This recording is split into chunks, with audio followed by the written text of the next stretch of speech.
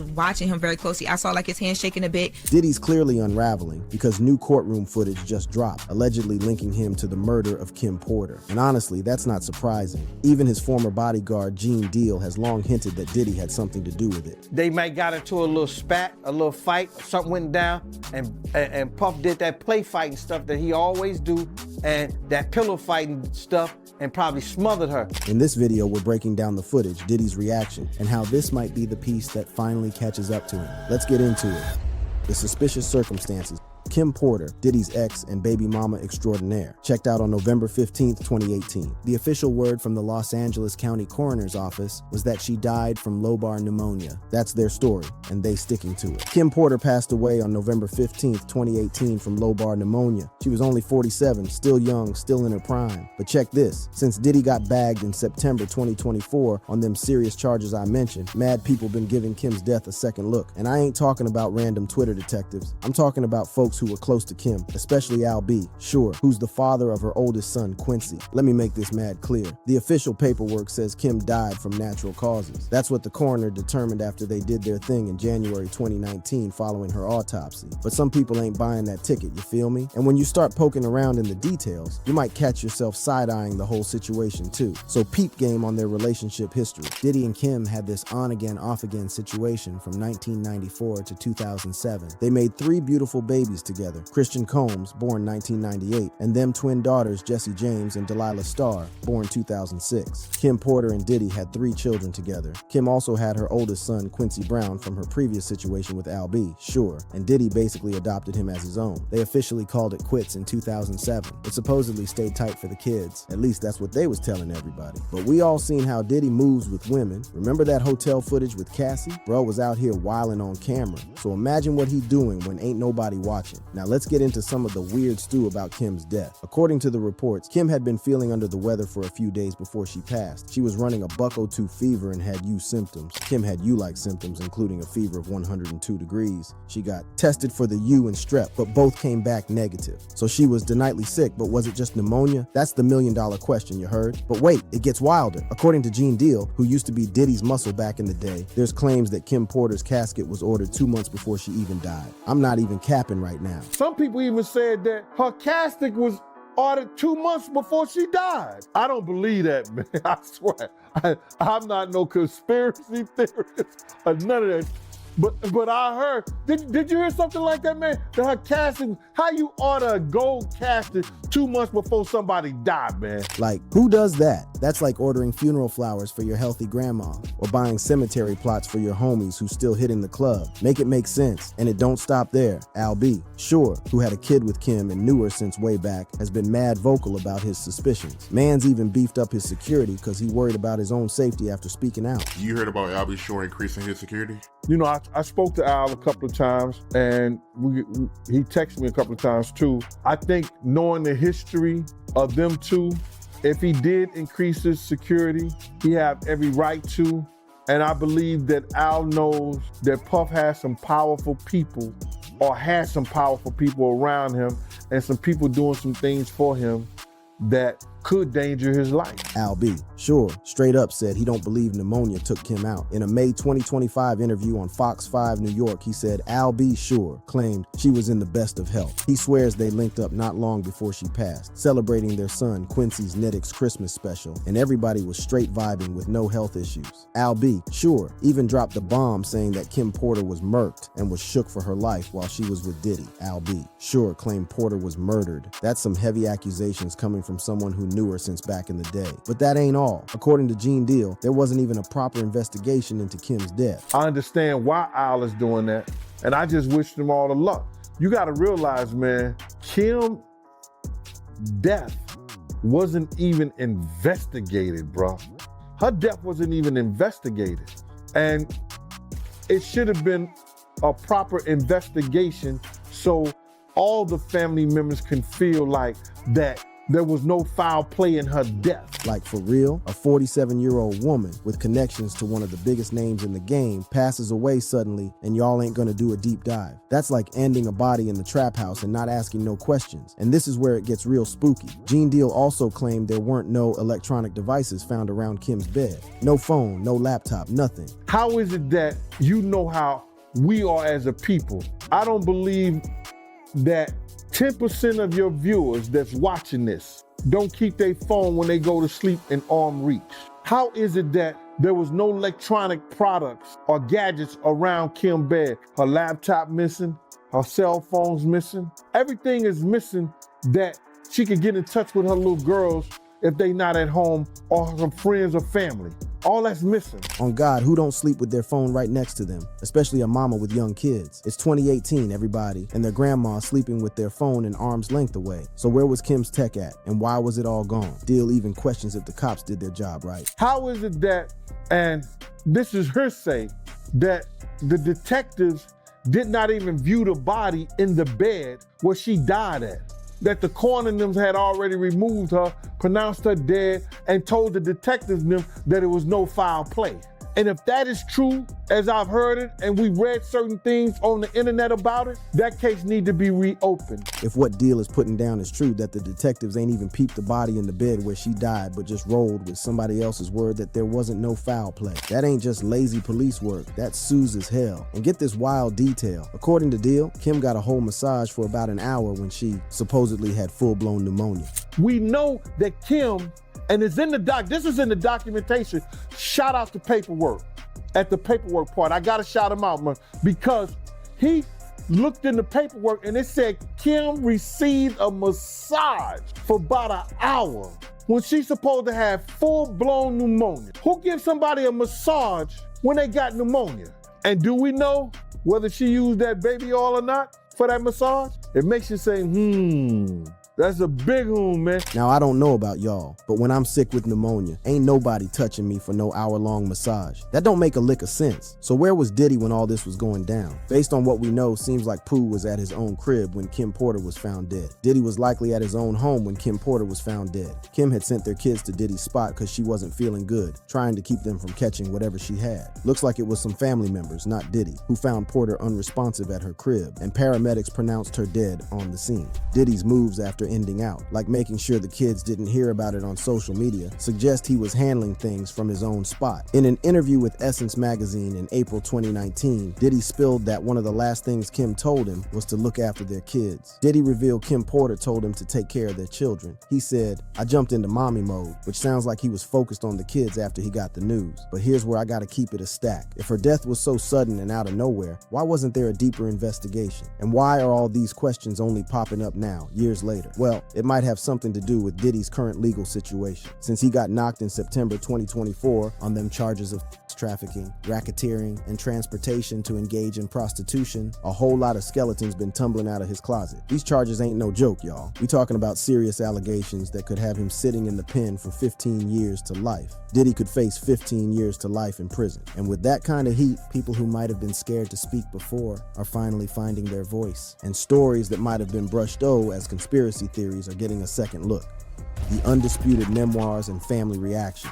One of the biggest bombs to drop in this whole saga was this book called Kim's Lost Words, A Journey for Justice from the Other Side. This supposed memoir hit the streets in September 2024, right around when Diddy got locked up. Coincidence? I ain't buying it. This 60-page joint, put out by some dude named Todd Christopher Goose, using the fake name Jamal T. Millwood, claimed to have Kim Porter's diary entries from a flash drive. The book claimed to contain Kim Porter's diary entries from a flash drive. And yo, the content was straight wild. The book claimed Diddy put hands on Kim, threatened to murk her, and even pulled a burner on her. It also supposedly spilled all kinds of tea about Diddy's relationships and shenanigans. This joint flew to the top spot on Amazon's bestseller list real quick. The streets was eating it up, but here's where things get tricky. Kim Porter's seeds, Christian, Jesse, Delilah, and Quincy, came out hard against this book. On September 24th, 2024, they dropped a joint statement on the gram saying, "Claims that our mom wrote a book are simply untrue. She did not. And anyone claiming to have a manuscript is misrepresenting themselves." They also went in on folks speaking on Porter's behalf,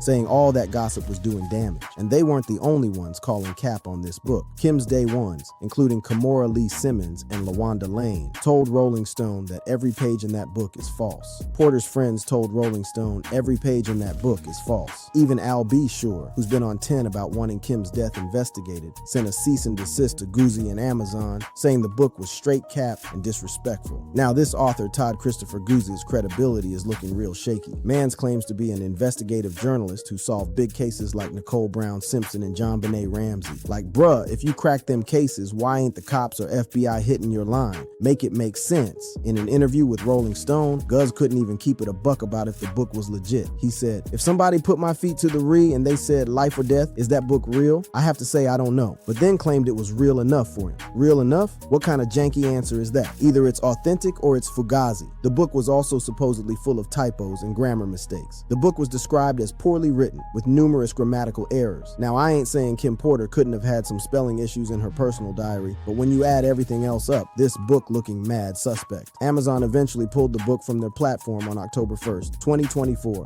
after all the drama. Amazon removed the book from its platform. Their spokesperson said, "We were made aware of a dispute regarding this title and have noted the publisher. The book is not currently available for sale in our store, Barnes." And Noble also yanked it from their online shops. Diddy's lawyer Erica Wolf called the book cap and disrespectful, saying it was a shameless attempt to prot from tragedy. Diddy's attorney dismissed the book as fake and winsome. Now, with Diddy's current legal troubles, his team would obviously try to shoot down anything that makes him look worse. But when even Al B. Sure, who's been going hard about investigating Kim's death, says the book is fugazi, that's saying something. The timing of this book dropping is also mad sus. It came out right when Diddy got knocked and was facing serious charges. It's like someone saw an opportunity to cash in on all the negative press. The book's sales went crazy after Diddy's arrest, which makes it look like an opportunistic money grab rather than a genuine account of Kim's life. But even if this particular book is probably fabricated, that don't mean Kim wasn't planning to put something down on paper. Al B. Sure has claimed that Kim was keeping a diary and that somebody went through her phone and computer, ending out she was documenting what was happening behind closed doors. Al B. Sure claimed Kim was keeping a diary.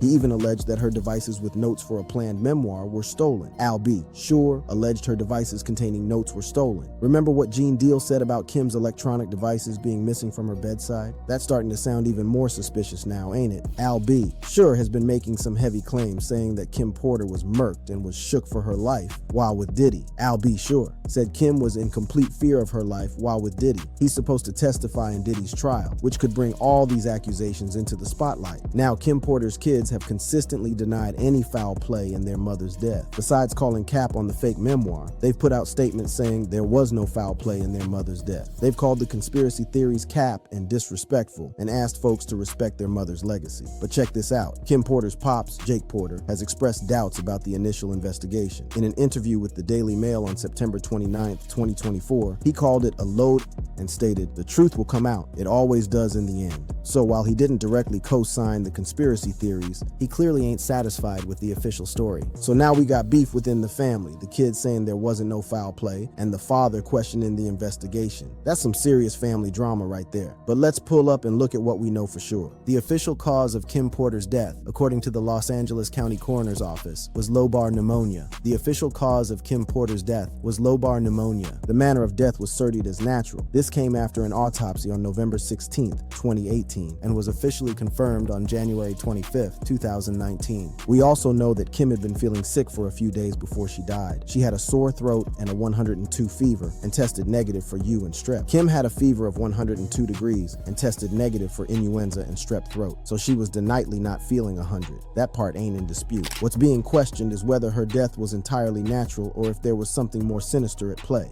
And these questions have been gaining steam following Diddy's arrest and all the allegations that have come out against him. It's worth noting that there have been calls for Kim Porter's case to be reopened. In fact, there's a petition on change.org from November 26, 2023, asking for the case to be reopened. There's a petition on change.org asking for the case to be reopened. The petition mentions significant discrepancies and a lack of transparency in the initial investigation. Al B. Sure has been leading the charge for these calls for a new investigation. On September 23, 2024, he hit the gram to demand a formal investigation, claiming that Porter was murked and that her death was connected to her intent to to reveal sensitive info. Al B. Sure demanded a formal investigation on Instagram. He's also drawn parallels between Kim's situation and that of Cassie Ventura, Diddy's ex who accused him of putting hands on her. Al B. Sure stated Kimberly is gone because she was going to be Cassie Ventura, suggesting a similar pattern of alleged abuse. Speaking of Cassie, her allegations against Diddy have added fuel to the fire. She led a lawsuit claiming years of abuse, which was settled in November 2023. But then, in May 2024, CNN dropped that hotel surveillance video showing Diddy allegedly putting hands on Cassie in 2016. CNN released hotel surveillance video showing Diddy allegedly assaulting Cassie. That footage brought Diddy's treatment of women into the spotlight and made people wonder if there might be truth to other allegations against him. Now, we know that Diddy has been charged with serious crimes, including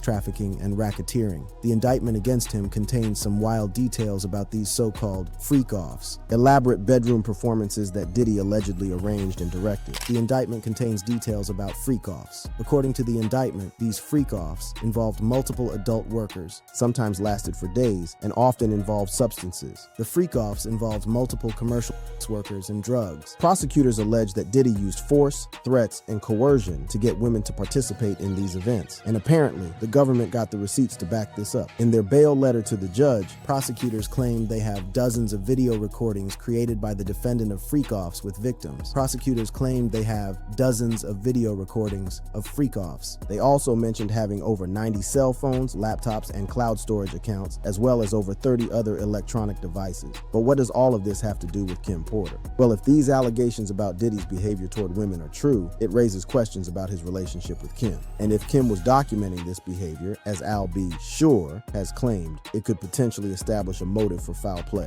Now, I want to keep it a buck. We ain't saying Diddy had anything to do with Kim Porter's death. What we're saying is that given the serious allegations against him and the questions raised by people close to Kim, like her father and Al B. Sure, a second investigation might be in order. After all, as Gene Deal put it, her death wasn't even investigated. And it should have been a proper investigation so all the family members can feel like that there was no foul play in her death. A proper investigation would either confirm the official finding of natural causes or uncover something that was missed the first time around. Either way, it would provide clarity and closure for everyone involved. Diddy's legal troubles in the future. First, let's recap what Diddy's actually facing right now. In September 2024, Sean Diddy Combs got knocked and charged with racketeering conspiracy, trafficking by force, fraud, or coercion, and transportation to engage in prostitution. Diddy was charged with racketeering conspiracy, trafficking, and transportation to engage in prostitution. Like we mentioned before, these charges could have him sitting in the bin for 15 years to life. This ain't no joke, y'all. The indictment against Diddy claimed he was running a criminal enterprise that, among other things, engaged in the abuse of women, trafficking, forced labor, and pushing substances. The indictment alleges Diddy led a criminal enterprise. It also accuses him of using violence and threats to commit crimes like kidnapping, arson, bribery, and obstruction of justice. A big part of these charges are the alleged freak-offs, elaborate bedroom performances that Diddy supposedly arranged and directed. According to the indictment, these events occurred regularly, sometimes lasted multiple days, and often involved multiple adult workers. The freak-offs occurred regularly and often involved multiple commercial workers. During these events, Diddy allegedly distributed various substances to keep the victims obedient and compliant. Diddy allegedly distributed drugs to keep victims obedient and compliant. The indictment also claims that sometimes, without the victims knowing, Diddy kept videos he filmed of these encounters. And apparently, the feds got all the evidence to back up these claims. In their bail letter to the judge, prosecutors wrote that they have dozens of video recordings created by the defendant of freak-offs with victims. Prosecutors have dozens of video recordings of freak-offs. They also mentioned having seized over 90 phones, laptops, and cloud storage accounts, as well as over 30 other electronic devices. During a search of Diddy's cribs in Miami and LA in March 2024, law enforcement reportedly seized various freak-off supplies, including substances and more than 1,000 bottles of baby oil and lubricant. Law enforcement seized more than 1,000 bottles of baby oil and lubricant. Who needs that much baby oil unless you opening a day spa or something? What's even more wild is that prosecutors claim these activities didn't stop even after Diddy knew he was under investigation. In their second letter about bail, they wrote, "Indeed, since at least in or about January 2024, when the defendant was unquestionably aware of the criminal investigation, the evidence shows that he is engaged in multiple freak-offs, some involving the interstate transportation of individuals to participate, has continued to use narcotics, and has contacted multiple witnesses. That's some bold behavior right there. Diddy has pleaded not guilty to all charges and has been denied bail twice. He's currently locked up in the Brooklyn MDC waiting for trial, which is set for May 2025. Now, what does all of this have to do with Kim Porter? Well, as we talked about in part 2, Al B. Sure has drawn connections between Kim's death and Diddy's alleged pattern of abuse. Al B. Sure claimed Kimberly is gone because she was going to be Cassie Ventura, suggesting a similar pattern of alleged abuse. According to Cassie's lawsuit and now the criminal charges against Diddy, this assault happened because Cassie was trying to bounce from one of these freak-offs. The 2016 assault happened because Cassie was trying to escape a freak-off. And peep game, prosecutors allege that Diddy tried to cover up this incident. In their bail letter, they wrote, when a member of hotel security staff intervened, the defendant attempted to offer the hotel security officer a stack of cash to ensure his silence. They also claimed that after coordination between Diddy and his people, his stay contacted other members of hotel security, all in an effort to cover up the assault and keep it from going public. Most telling, within days of the incident, the surveillance video disappeared from the hotel's server. Now, how does surveillance footage just vanish unless someone with the bag and the pull makes it happen? If Diddy was willing to go to those lengths to cover up an assault that was caught on camera, it makes you wonder what else he might have covered up over the years. And it adds some weight to claims that there might be more to Kim Porter's death than what's in the official paperwork. Now let's talk about the testimony that's expected in Diddy's trial. According to recent reports, Cassie Ventura will testify this week, and her testimony is expected to include some wild details. Yeah, so they told us that Cassie will testify this week, and they talked about what her testimony may be. So they dropped a big bomb when they mentioned that Cassie will testify that a male escort performed a sexual act that required him to urinate. That would stop people in their tracks for yeah. Required him to urinate, like just pee, like he just had to pee. It was where he went. You cannot. He urinated on her. Nah, I can't even with this dude. The level of disrespect and degradation is beyond crazy, but there's more. Prosecutors are painting Diddy as an angry dude who can't control himself. They describe an incident where Cassie allegedly decided to leave Diddy after getting mad about him dealing with other women. According to their opening statements, Diddy went looking for her with a burner and forced one of his stay members to go with him, which they're calling kidnapping. Diddy's defense team seems to be acknowledging his problematic behavior while arguing that it doesn't add up to the specific crimes he's charged with. They're basically saying, yeah, he was angry, abused substances, and was a horrible boyfriend, but that doesn't make him guilty of tracking or racketeering. Now, going back to Kim Porter, her death hasn't been officially connected to Diddy's current legal troubles, but the controversy around it has nightly heated up since his arrest. The controversy around Kim Porter's death has intensified since Diddy's arrest. And remember what Gene Deal said about Kim's electronic devices being missing from her bedside? That adds another layer to these allegations. If these devices were indeed missing, and if they contained info that could be damaging to Diddy, it establishes a potential motive for foul play. Of course, this is all speculation at this point, but it's the kind of connection that could be explored in a reinvestigation of Kim's death. Speaking of which, there have been calls for Kim Porter's case to be reopened. The petition on change.org asking for a reinvestigation cites significant discrepancies and lack of transparency in the original investigation. The petition cites significant discrepancies and lack of transparency. Even Kim's pops, Jake Porter, has expressed skepticism about the original investigation, saying the truth will come out. It always does in the end. But as of May 16th, 2025,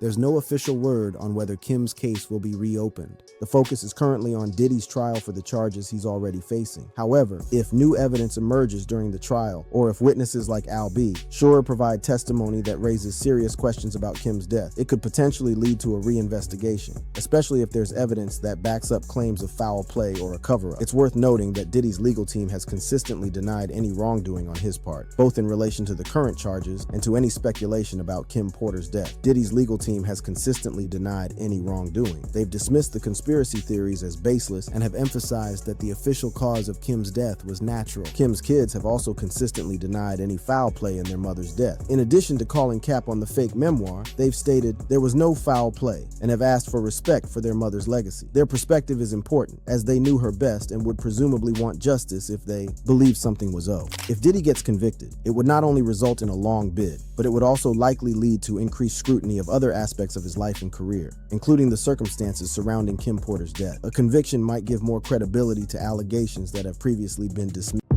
Remember back in March when Diddy's home was raided? Well, we've just found what was inside, and it includes guns, ammo, and 1,000 bottles of lube. That's right, 1,000 bottles of lube. Everyone from regular fans online to 50 Cent has been joking about it, but the dark truth of what Diddy's guns and lube bottles are being used for will wipe that grin straight off your face. Breaking news, Diddy arrested. On Tuesday, the 17th of September, Diddy was arrested, and since then, many previously unknown details about his criminal enterprise have started to be revealed. His indictment has been made public, and it's broken down the full extent of his crimes, and soon, he'll face the full force of the U.S. justice system. According to his lawyer, though, Diddy is a fighter and not afraid of the charges against him. Mr. Combs is a fighter. He's going to fight this to the end. He's innocent.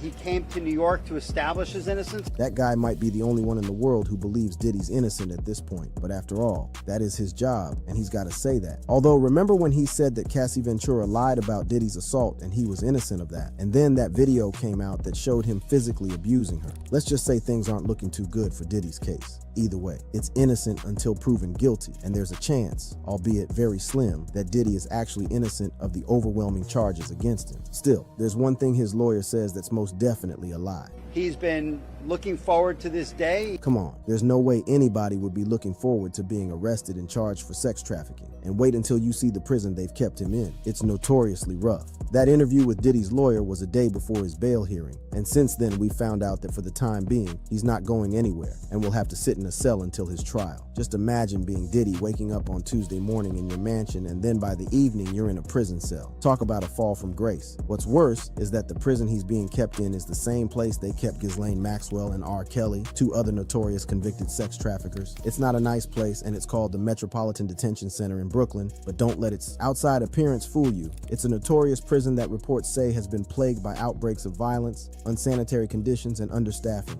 Reports say that Diddy is being kept away from other prisoners for now. We don't yet know when Diddy's trial will be, but we can safely assume he'll be in a hurry to get out of that place. And from what we know about it, there's a chance he doesn't even survive until the trial. If that sounds far-fetched, just remember what happened to Epstein, another accused sex trafficker who was miraculously killed in his cell before he made it to trial. What's more is that the Metropolitan Detention Center has a history of deadly stabbings and barbaric living conditions, and people have also said there are maggots in his food. According to a lawyer, at least 4 inmates have died by suicide there in the past 3 years, and just earlier this summer, an inmate was murdered. So you can see why his lawyer is so desperate to get him out of there. Inmates have claimed there are stabbings at least once a week, and one guy even claimed that he saw somebody stabbed in the eyeball with a makeshift knife. It'll be interesting to see what happens to Diddy if he does get released into the general population part of the prison. For now, at least, he's safe in isolation. Well, safe might be an overstatement, as even if he doesn't get killed by inmates, he's still got to survive the other horrendous conditions. Winter is coming, and we know that in 2019, more than 1,000 inmates were stuck in freezing cells for days at a time following a power outage that shut down the prison's heating system. At this point, Diddy's probably thinking he's died and gone to hell. The charges against him are racketeering, sexual trafficking, and transportation to engage in prostitution, which only really scratches the surface of all the things he's accused of. And right now it's said that there are over 50 victims and witnesses to the crimes. Despite the severity of the crimes, as of now, nothing has been proven, so some of you might be sympathetic to his lawyer who said, "I'm not going to let him sit in that jail a day longer than he has to." Diddy has been to court twice already and has done everything in his power to not have to spend any time in that prison, including proposing a $50 million bail. His lawyers pleaded with the judge and tried to convince him that Diddy wasn't a flight risk, but the judge was having none of it. His lawyer claimed to have taken away Diddy's passport months ago and even tried to highlight some of his charity work, but none of that was able to sway the decision. The district court judge, whose name is Andrew Carter, crushed all hope of bail and said, "There is no condition or set of conditions that would ensure the safety of the community or that Combs would not contact witnesses." In other words, no amount of money or power in the world is getting Diddy out of there before his trial. In the past, Diddy has been accused of using his influence and reach to bribe witnesses, and the prosecutors themselves have said that he's a threat to the community. In their words, he has repeatedly tried to obstruct the government's investigation of this case, repeatedly contacting victims and witnesses and feeding them false narratives of the events. While Diddy and his family are probably having the worst week of their lives, there's one man who's over the moon about Diddy's arrest. 50 Cent has been one of Diddy's biggest critics for years and took the new opportunity to mock him. On Instagram, 50 Cent posted a picture of him with Drew Barrymore, which was captioned with an insult to Diddy, which said, "Here I am keeping good company with that Drew Barrymore show, and I don't have 1,000 bottles of lube at the house." If you didn't know, Diddy's house was raided back in March, and the police found 1,000 bottles of lube, as well as some unregistered firearms and video footage of the infamous freak-offs. Although that was all uncovered in March, it's only being revealed now in the indictment. It's crazy, isn't it? Why would anyone who isn't doing seriously freaky stuff need that much lube? Anyway, 50 Cent is likely not the only person celebrating his arrest. We're sure the women who he allegedly assaulted are pretty happy about it too. If you didn't know, there are new assault allegations against Diddy as well. The lawsuits just keep piling up. Diddy assaulting his ex-girlfriend. On September 10th, exactly 1 week before Diddy's arrest, he was sued by Dawn Richard, who claims that he groped and threatened her. She also alleges that she witnessed him brutally beat his ex-girlfriend Cassie. Dawn Richards is a former member of a female musical group known as Danity Kane. Diddy assembled the group during the reality TV show Making the Band. Dawn is claiming that he assaulted, groped, and imprisoned her, as well as threatened her life when she tried to defend his ex-girlfriend Cassie Ventura from physical abuse. Dawn herself was handpicked by Diddy to be part of the pop band, and also says that Diddy refused to pay her wages for her time with the group and now owes her millions of dollars. She's not the only artist claiming he didn't pay her. Lil Rod, who's got another lawsuit, is saying the same thing. It's strange for somebody who has a suggested net worth of between $400 million to $1 billion to be so stingy. Maybe the string of lawsuits against him is starting to affect his pocket, especially since we don't know the full details of his previous payouts and settlements. Diddy's lawyer, as usual, came out to deny these allegations. He said, "In an attempt to rewrite history, Dawn Richard has now manufactured a series of false claims, all in the hopes of trying to get a payday." The words are very similar to what Diddy's lawyers have used in almost every one of Diddy's lawsuits, where he claims his client is innocent and the accusers are just after his money. They went on to say the lawsuit is conveniently timed to coincide with her album release and press tour. She even goes as far as to say that by suing Diddy, Dawn has cast their 20-year friendship aside to try and get money from him. In the lawsuit, it says that Dawn Richards felt empowered to come forward by other lawsuits, especially the one from Cassie Ventura. If you don't know Cassie, full name Cassandra Ventura, is Diddy's ex-girlfriend and was once signed to his record label Bad Boy. She says she met Diddy when she was only 19 and he was 37. And over the course of their being together, Diddy exerted his power and influence over her, and she alleges that he also forced her to have sex with other men. In an explosive lawsuit that came out in November 2023, Cassie accused Diddy of rape and repeated physical abuse throughout their relationship, which spanned years. Only a day after the lawsuit was filed, Diddy and Cassie came to a settlement agreement, and although the amount of money he paid her was never disclosed, we can guess it was a lot. Despite the settlement, Diddy and his lawyer denied the allegations, and his lawyer said, "Mr. Combs' decision to settle the lawsuit does not in any way undermine his flat-out denial of the claims." However, around 6 months later, in March of 2024, a viral video started circulating in which you can see Diddy clearly physically attacking Ventura in a hotel lobby. So what happened to Diddy being entirely innocent of the crimes? Well, his lawyer tried to somehow blame her for the attack. In his statement, he refers to her as victim number 1, but it's very likely he's speaking about Cassie. Diddy's lawyer claims that the fight broke out because Diddy found evidence of her cheating on him. He then claims that she hit him over the head with a phone, stuffed his clothes into a bag, and walked out of the hotel room, which is why we see him chasing after her and attacking her. She has left him in the hotel with no clothes after hitting him in the head with a cell phone. That is what his lawyer said about it all, which is a bit different than when he first said Diddy denies all crimes. Anyway, Diddy himself did apologize for it in this video. I was up.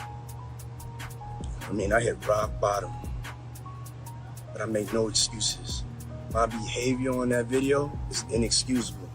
If you're wondering why Diddy was never charged for the horrific beating, well, the LA District Attorney's Office had this to say. "We are aware of the video that has been circulating online allegedly depicting Sean Combs assaulting a young woman in Los Angeles. They even admit they found the footage disturbing and difficult to watch." After that, they explained why they couldn't do anything about it and said, "If the conduct depicted occurred in 2016, unfortunately, we would be unable to charge as the conduct would have occurred beyond the timeline where a crime of assault can be prosecuted." As of now, there is no ongoing case against Diddy for assaulting Cassie, but her previous lawsuit does mention the incident and provides some very interesting details that also relate to Diddy's current situation and to why the judge was so adamant in not providing his bail. The complaint filed by Cassie suggests that Diddy paid the hotel $50,000 for the video footage, which is another example of him allegedly using his money and power to bribe and maneuver his way out of legal trouble. The new lawsuit by Dawn Richards sheds more light on the alleged abuse Cassie suffered in the hands of Diddy. She claims to have seen him strike her multiple times and even once punched her straight in the face. She also says that one time, Diddy threw a pan of scalding hot eggs at her, as well as physically assaulted her in front of celebrities. Dawn also says that every time she tried to reach out and help Cassie, Diddy would become enraged and threaten her life. Her lawsuit claims Diddy said he has the power to make people disappear and could end people.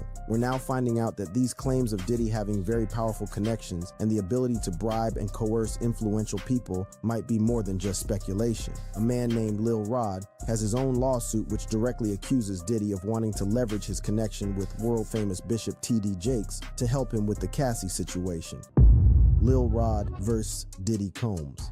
In February 2024, a man named Rodney Jones, also known as Lil Rod, shocked the world when he filed a 100-page lawsuit that extensively detailed many crimes allegedly committed by Diddy, including grooming and sexual trafficking, among other things, including serious allegations against high-profile celebrities and members of Diddy's closest associates. According to the lawsuit, Rod is a musical prodigy, and his talents have been used to produce and create music that has been used by some of the biggest names in the industry. It says he met Diddy in August of 2022 after he received a call from him, which requested his assistance on Diddy's up-and-coming album titled The Love Album Off the Grid. This would be any up-and-coming producer's dream. Getting a call from one of the biggest names in music to be part of their first album in nearly 20 years would sound like an amazing opportunity. However, according to Rod, this dream would soon become a nightmare. The lawsuit states that from September 2022 to November 2023, Rod worked on and helped produce 9 songs from the album. That doesn't sound like that long, since we know albums can sometimes take years to finish, but what was strange is that Diddy allegedly required Rod to live with him for the entire duration.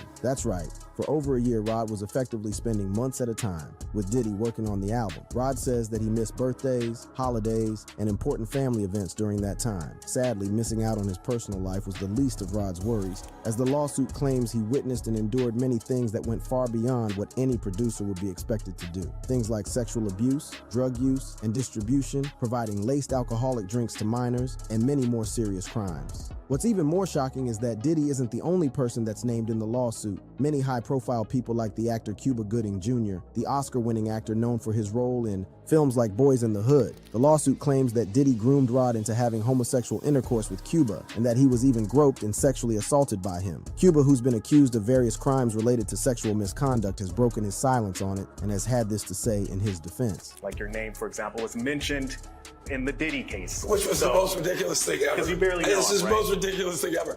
But again, welcome to being a celebrity.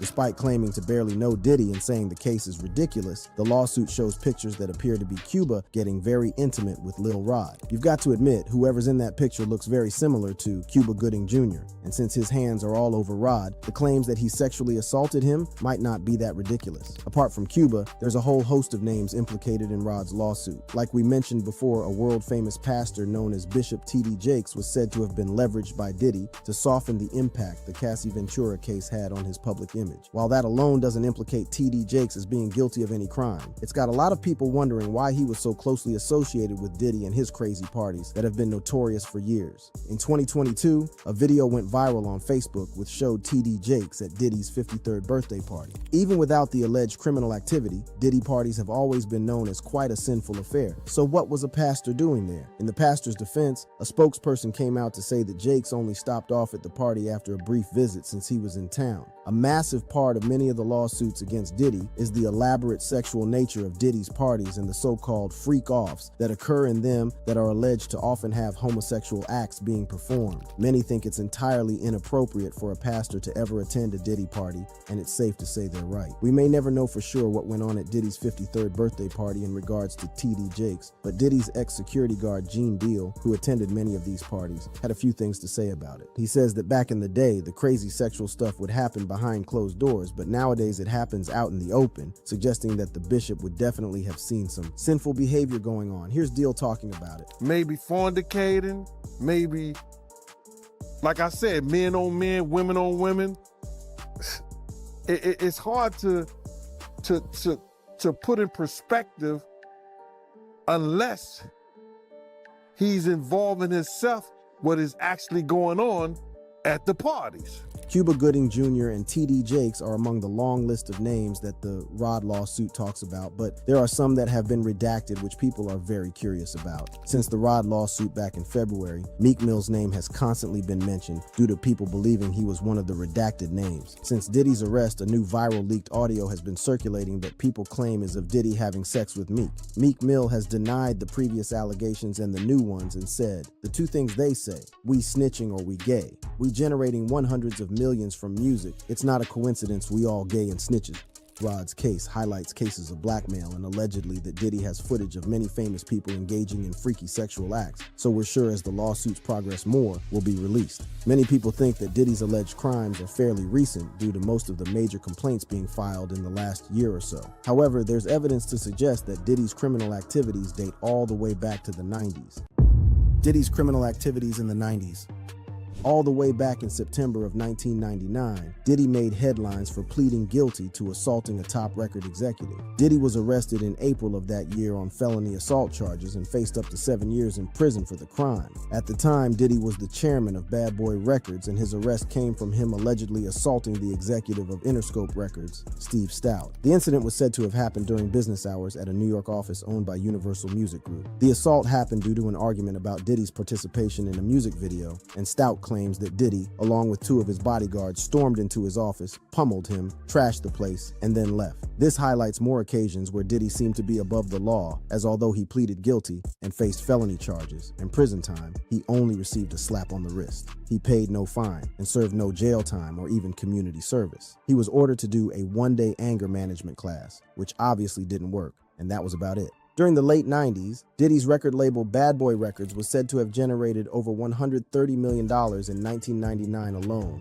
and his going to prison would have been very bad for business. The dynamics of the case interestingly changed in June of that year after Combs publicly apologized and reconciled with Stout, and sources suggest that they had an agreement that included a $1 million payment to Stout at a future time. It's another incident of Diddy allegedly using his wealth to get out of trouble, but that's far from the only crime that's said to have occurred back then. Fast forward to November 2023, just after the Cassie Ventura lawsuit, 2 more women came out and alleged that Diddy sexually assaulted them in the early 90s. A woman named Liza Gardner came out and claimed that Diddy, along with another R&B singer named Aaron Hall, assaulted her and a friend in 1990. Then another woman named Joy Dickerson Neal came out and claimed Diddy drugged and assaulted her when she was 19. Combs allegedly recorded and shared a video of the assault, which has yet to be released to the public. Diddy's legal teams made attempts to dismiss certain parts of these cases, but as of now they're ongoing and are just adding to the list of lawsuits against him. The only reason they were made possible is due to New York state laws such as the Adult Survivors Act and the Victims of Gender Motivated Violence Act, which allow lawsuits of this nature to be filed outside of the window of time usually allowed for things like this. It's said that he assaulted those women in 1990 and 1991, and 2 years after those alleged incidents, Diddy founded Bad Boy Records, which is when he began discovering up-and-coming rap names like Notorious Big Fast Forward to 1999. The same year that he assaulted the record label executive, Diddy's name would be in the headlines again, this time for something much more serious. In December of 1999, Diddy, along with his girlfriend at the time, Jennifer Lopez, were all over the news due to a shooting that occurred in a nightclub he was at. It's said they sped away from the scene of the crime and were arrested shortly after. They were at the club celebrating one of Diddy's up-and-coming rappers, Shine's new album. Shine had recently signed to Bad Boy Records and was seen as his protege. After the shooting, charges against Diddy were dropped and Shine ended up being sentenced to 10 years in jail. Diddy was his mentor, and there are even allegations that he set him up to take the fall for the crime. More things are coming out about the incident now, since Lil Rod's lawsuit claims that Diddy admitted to using Jennifer Lopez to bring the gun into the club, and it also suggests he was the one who pulled the trigger. What's more is that very recently, on September 18, 2024, one of the victims of the shooting came out and openly accused Diddy of shooting her in the face. Her name is Natanya Rubin, and she claimed to have been delighted by the news of his arrest and went on to detail what really happened that night. She says that she saw Diddy and Jennifer Lopez arrive at the club, and then Diddy got into an altercation with a drug dealer. She then says that she saw with her own eyes Diddy had a gun in his hand and then fired it. Unfortunately for her, she was struck directly between the eyes by the bullet and somehow miraculously survived. Rubin said, "It felt like I was hit with Paul Bunyan's flaming hot sledgehammer. Who knows what that means, but it sure sounds painful." At the time, the shooting was one of the biggest scandals in hip-hop, and Diddy's own bodyguard, Gene Deal, the same guy who spoke on the TD Jakes involvement, has been listed in the Lil Rod lawsuit as accusing Diddy of snitching on Shine to save himself from going to jail. If that's true, it's really sad to think that Shine, who looked up to Diddy as a mentor, was locked up because of him. A betrayal like that sounds terrible, but it looks like it may have been the best thing to happen to Shine. While in jail, he discovered Judaism, and when he was released, became a politician in his home country of Belize, and is now the leader of the Belize United Democratic Party. He's even spoken about the situation and speaks about how his honor stopped him from telling the truth and saying it was Diddy who pulled the trigger. But none of that was worth me being a Tekashi 6ix9ine and saying, you know, Diddy did it. Right. It seems like, unlike many of his old associates, Shine was a man of honor, although he had to give up his rap career. From what we know now, it looks like that was the best thing that could have happened to him. It's not a good time for anyone whose name is linked to Diddy's, especially when it comes to music, and his arrest is going to have a far-reaching impact across the industry. Diddy's arrest's impact on the music world.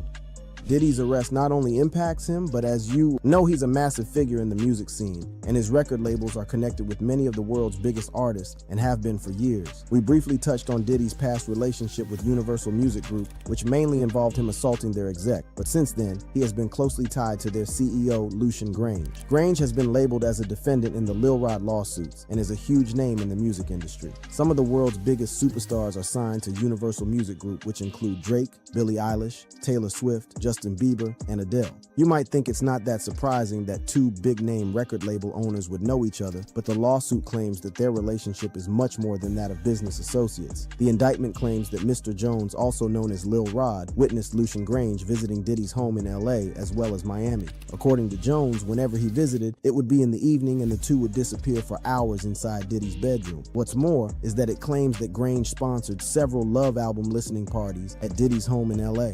These parties allegedly had minors and sex workers in them, and the suit claims that Lucian Grange would have been well aware that drinks were being laced and drugs distributed. It's been known since February that Grange and Universal Records are implicated in Diddy's crimes, but his recent arrest has got even more executives worried. According to Daily Mail, an insider told them that high-profile industry executives have started to create contingency plans. The source said, "There are at least 5 execs who have been advised to explore their options, as they will not be protected by the shareholders if any allegations emerge." It goes on to say that record labels are petrified and that they're encouraging potentially troubling executives to clean up their acts. It's not only record labels that should be worried, though. As the lawsuits keep coming and new information comes out, more and more artists' names are being mentioned. As well as Meek Mill being hinted at in one of the lawsuits, we've also seen Usher as well as Chris Brown's names dragged into it. The lawsuit mentions a well-known music producer called Stevie J having sex with multiple males on different occasions. It lists one of them as a Philadelphia rapper who dated Nicki Minaj and the other as an R&B singer who performed at the Super Bowl. Many believe the two whose names have been redacted are Meek Mill and Usher.